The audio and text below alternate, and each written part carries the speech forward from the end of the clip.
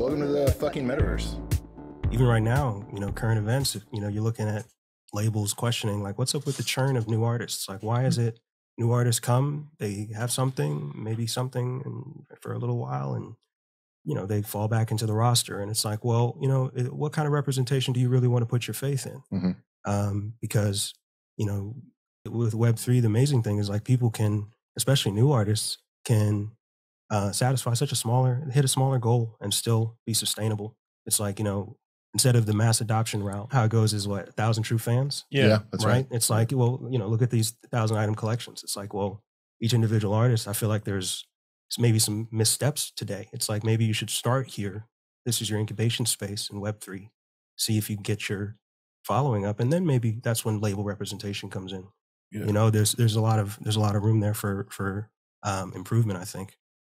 I'm not saying that labels are not, they're the grandfathers, you know what I'm saying? But like I said, the word grandfather, you're not hanging out with your grandfather, but the grandfather still have juice. So that means, like, they still have ties and stuff like that, but you don't have to necessarily wait to go get signed to a label.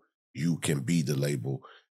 So when you want to go, if you want to broaden your horizons and you decide to go to the grandfather, you set the terms better for yourself. Yeah. You set, because I'm just trying to grow this. So all I need is this much more.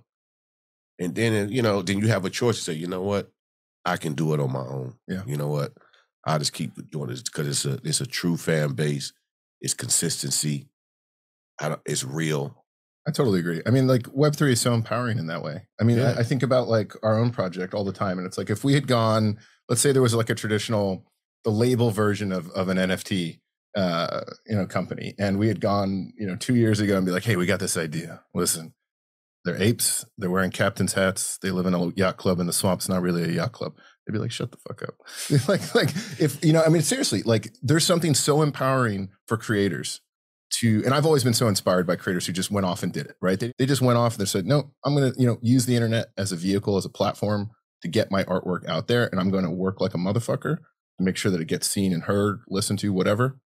And I think Web3 as just another platform for doing that is very empowering, because now there's a way to really bring in some revenue if you're very clever. And I think, for struggling musicians, especially, who, like, in an industry where, starting out, there's not a lot of money to be made. Mm-hmm. That's very, very life-changing if you're smart. Yes.